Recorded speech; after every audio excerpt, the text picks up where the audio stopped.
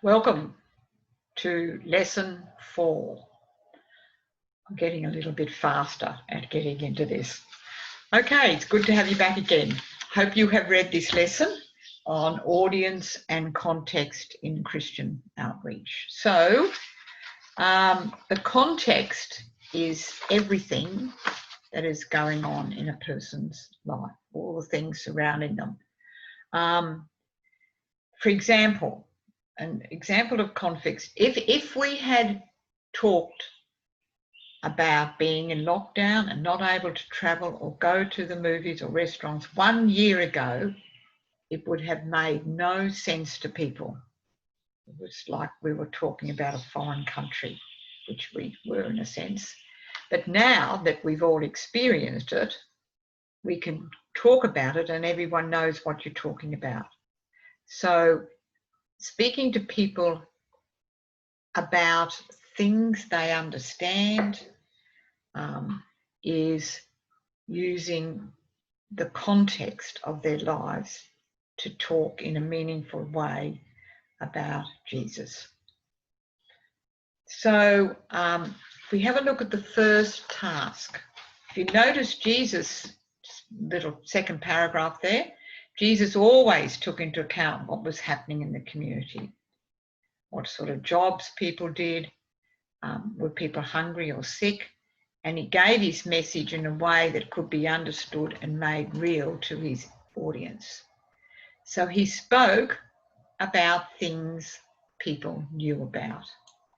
Now, in this first assessment task 8A, you can use a Bible dictionary or a concordance if you have one, or a Bible handbook, or even headings in the Bible, and Google.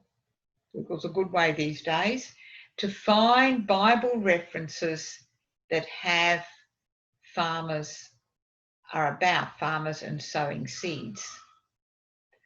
But notice that it's Bible references of stories in the Gospels. Don't give me stories from the Old Testament that are about farmers and sowing seeds. It's stories in the Gospels. So if you're using a concordance in the back of your Bibles or elsewhere, look up either farmer or look up sowing, and you will find Bible references that have those words in it. And you just choose any of those from Matthew, Mark, Luke, or John. Check it out first and see that it is actually something significant about farmers and sowing seed. All right, if you understand all that, so that's what you need, 2 Bible references for each one. You do the same thing with sheep and shepherds, and the same thing with vineyards and fruit trees. Now, in all of these, you will find some Old Testament references too. Don't use them, just use the New Testament references. So, next question is, why did Jesus tell these sorts of stories about these sorts of things? Why did he? And that's up to you to think out. Why didn't he talk about something different? Not quite sure, but why did he talk about these sorts of things? All right, so the first disciples also presented their message in a way that was relevant to their audience, and they made efforts to find out the beliefs of the people and what was happening in their community. Now we're going to read 2 passages. One is about Peter in Acts 3, 1-19. And you're going to answer some questions about this passage, and I'll now go through the answers you could have given in this section. Now make sure that you've done this before you listen to what I'm about to say. Put the recording, put the thing on pause, and if you haven't done it, and then try it yourself first and then listen to me. So where is Peter when he delivers this Christian outreach message? what town and whereabouts in the town. So Peter's at Jerusalem and he's inside the temple in Jerusalem. Who's the audience? Well, people in the temple would have been mainly Jews and probably mostly Jews, maybe some other people who followed the Jewish religion but were from other places. And why was there a big crowd gathering round Peter? That you will find in the first 9 verses of that passage.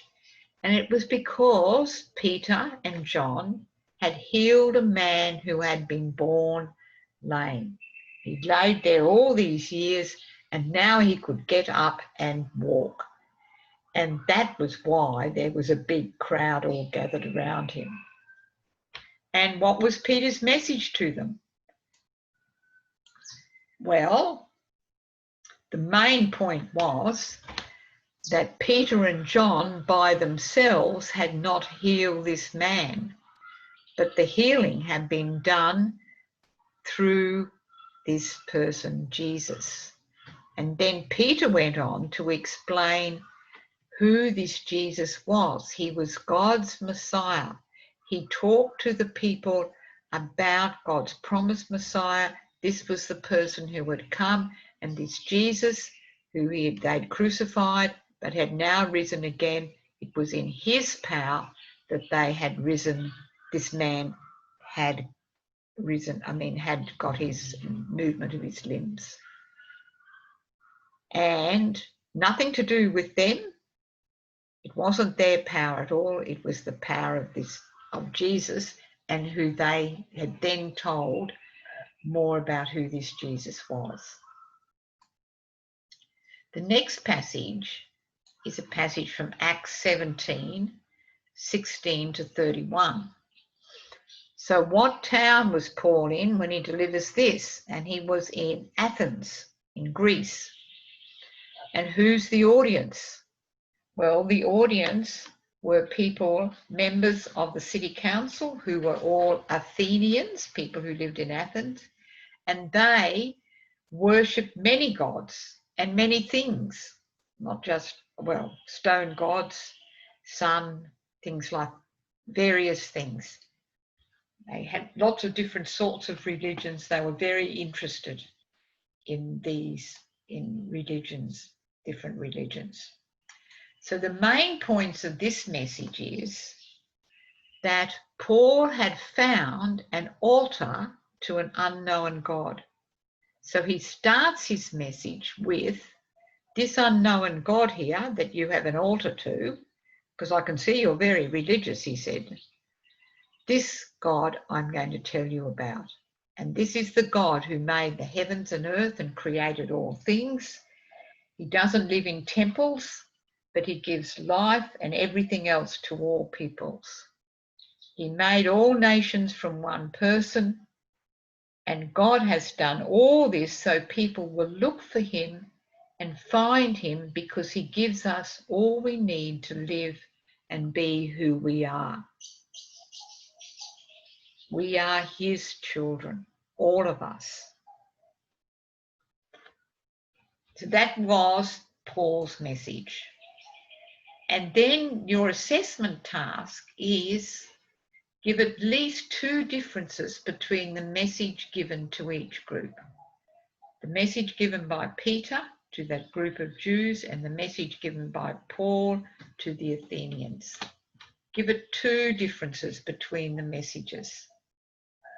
Then the next question, assessment question, is why the message is different to each group. So use this idea of context and why is the message different to each group. All right, when you finish that, we'll go on now to point 2, principles about presenting Christian outreach that we can learn from these first disciples. So the first thing they did, they moved out of their comfort zone. They did things that were different. Some disciples found it very difficult eating and being with Gentiles, for instance. But they did this so that they could connect with Gentiles and tell them about Jesus. And this was part of obeying Jesus, to go out into all the world. You know, some people think that Christian outreach is all about inviting people to come to church or even a special church rally. Now, there's nothing wrong with this, and this can happen. But mostly, I think increasingly so, outreach is about meeting people in the places they go to, like coffee shops, parks, football matches, fishing, wherever people are gathered in each other's homes. That's where we can meet with people. Principle 2, start where they are at and what they know already. And that's important because people are at all different stages in their journey to finding Jesus. So we need to know what they believe and what they think about already, and then we can pick up on this and continue talking about it. So this means connecting with them in meaningful ways. So, you know, with Philip and the Ethiopian, he came alongside the carriage and he heard the Ethiopian reading from Isaiah. And so he just straight away picked up on that and said, well, do you know what you're reading about? And he says, no, how can I, unless someone tells me? And then he had the opening to speak to him about what that passage said. Third thing, be real. Start with their needs. People are often hurting, they're often searching, but first of all, they've got real issues to deal with, like being jobless or hungry or rebellious kids or mental illness or abusive husband, whatever. We need to listen to these concerns first, I think, which build trust and relationship. And then we can go on and say how much God is part of all these issues and how God can be helpful. And then they will often provide the opening for us to be able to talk about Jesus. And if we don't, continue the relationship and build more and more connection with them. And principle 4 was telling your own story of the difference Jesus has made in your life. Paul does that quite a bit, and so do some of the other disciples. Be real and honest about your own ups and downs. This is an incredibly powerful way of presenting the Christian message. So here you have it. Your assessment task, following on from this little section, is to give at least 3 ways in which you could use these principles in your own community when doing Christian outreach. Any of these types of things, what can you do in your community? And it might be as simple as taking a meal to a sick neighbour and sitting down and having a chat.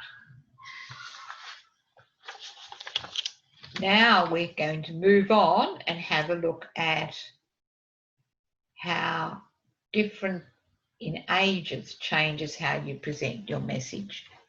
If you did the Christian teaching book in CertIV, you would have done a bit of this. And this is primary age, when we're presenting to primary age kids, this is the things they're interested in and like doing. So you read through that list there, and then in your assessment task, you help get the attention of this age group. What could you do? These are the things they like doing. So what sort of activities could you do which would include them? Nothing too amazing about this. You're just really looking at these examples here above. And that is the same for secondary age children and for adults.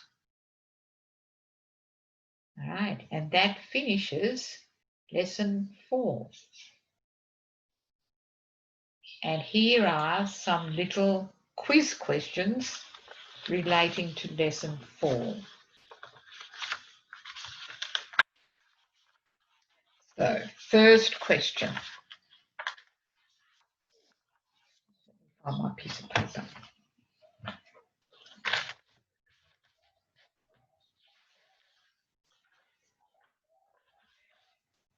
Question 1.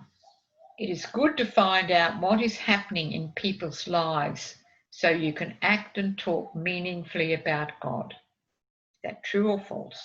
It's good to find out what is going on in people's lives so you can act and talk meaningfully about God. Second, when Paul spoke to the Athenians, he talked about God, but not Jesus, because the Athenians knew nothing about Jesus.